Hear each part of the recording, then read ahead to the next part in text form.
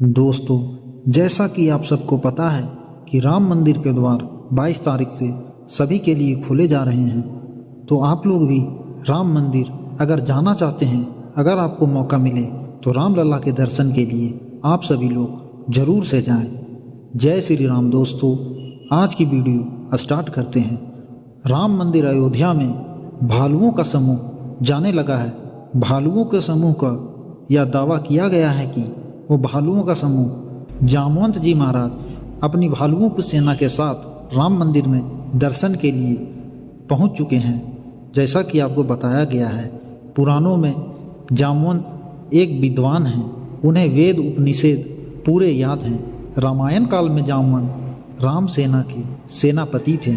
युद्ध के बाद भगवान राम ने जामवंत को अपना अलग रूप धारण करने तक तपस्या करने का आदेश दिया था।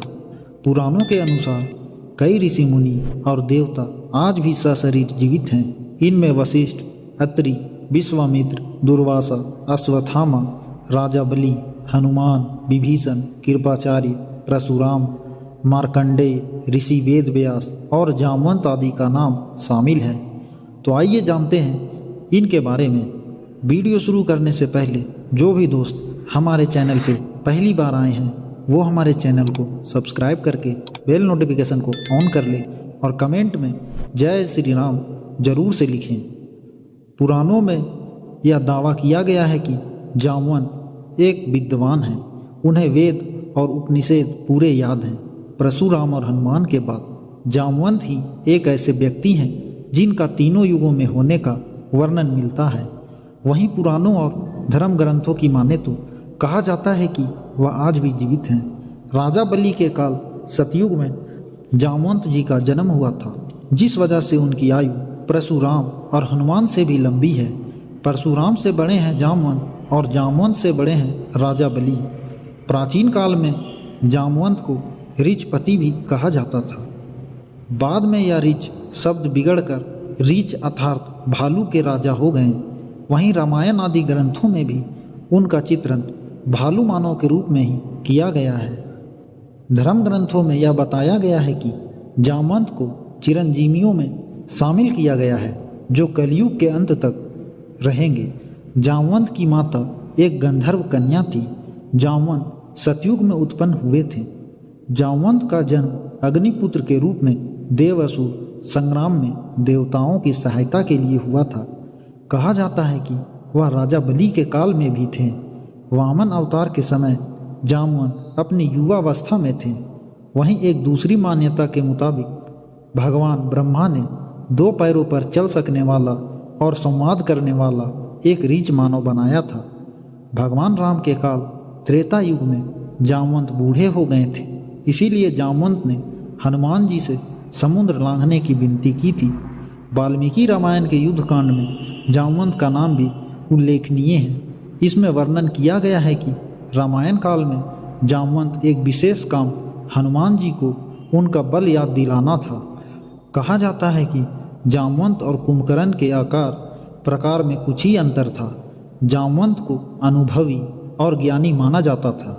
उन्होंने ही हनुमान को हिमालय में प्राप्त होने वाली दुर्लभ औषधियों के बारे में बताया था, जिसमें से एक संजीवनी थी। राम व रावण के युद्ध में जामवंत राम सेना के सेनापति थे। कहा जाता है कि युद्ध समाप्ति के बाद जामवंत में अहंकार आ गया था, जिस पर भगवान श्री राम ने जामवंत को अपना अलग रूप धारण करने तक तपस्या करने का आदेश दे दिया था। पौराणिक मान्यताओं के मुताबिक द्वापर युग में जामवंत ने कोहिनूर हीरो को धारण किया। इस हीरे को तब स्यमंतक मणि कहा जाता था। इस मणि के लिए श्री कृष्ण को जामवंत से युद्ध करना पड़ा था।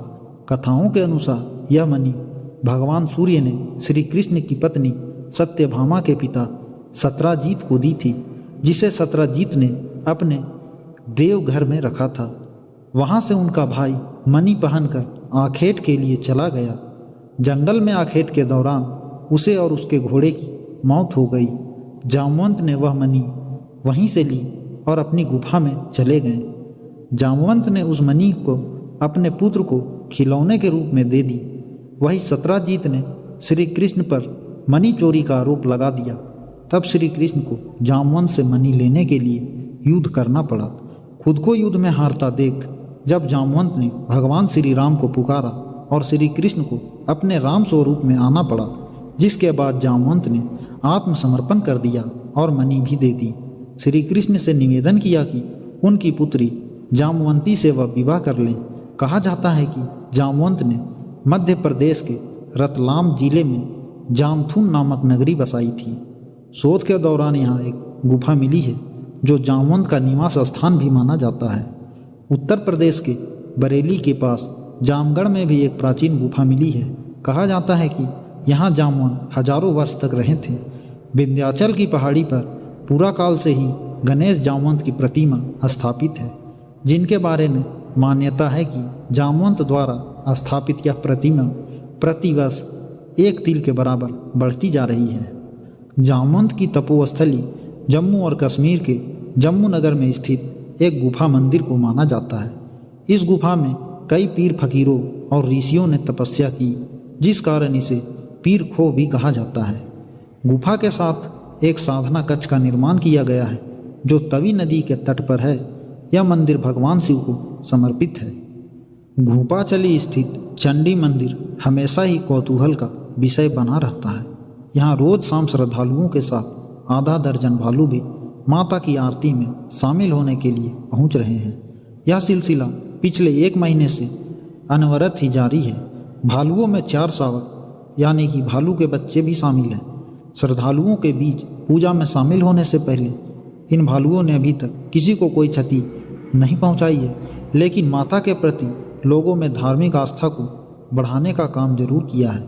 शाम 6 बजे पहाड़ी से उतरने के बाद भालू मंदिर परिसर में ही रहते हैं। आरती के समय दोनों हाथ जोड़कर खड़े होते हैं। यह बात और है कि वे सब एक जगह के बजाय बिखरे हुए होते हैं। जब तक आरती शुरू नहीं होती तब तक मंदिर परिसर में यहाँ वहाँ बैठकर वे इंतजार करते हैं। आरती के बाद ये सब माता की 9 परिक्रमा करते हैं। इसके बाद प्रसाद ग्रहण करके सभी वापस पहाड़ी की ओर चले जाते हैं। राम मंदिर में भी भालुओं का समूह आता दिख रहा है। वो भी राम मंदिर में आता है और मंदिर की परिक्रमा करके चुपचाप ही वापस चला जाता है, बिना किसी को कोई नुकसान पहुंचाए। इससे यह अंदाज़ा लगाया जा रहा है कि भालुओं के रूप में जामवंत जी श्री राम लला के दर्शन करने के लिए आते हैं। दोस्तों, आपको क्या लगता है इस बारे में? जो हमने आज आपको जानकारी दी है, आप अपनी राय कमेंट बॉक्स में ज़रूर रखें और वीडियो पसंद आई हो तो हमारे चैनल को सब्सक्राइब करके बेल नोटिफिकेशन को ऑन कर लें। आप सभी लोगों का धन्यवाद। हम आपके लिए ऐसे ही नई नई वीडियो और नई नई जानकारियों के साथ लाते रहते हैं।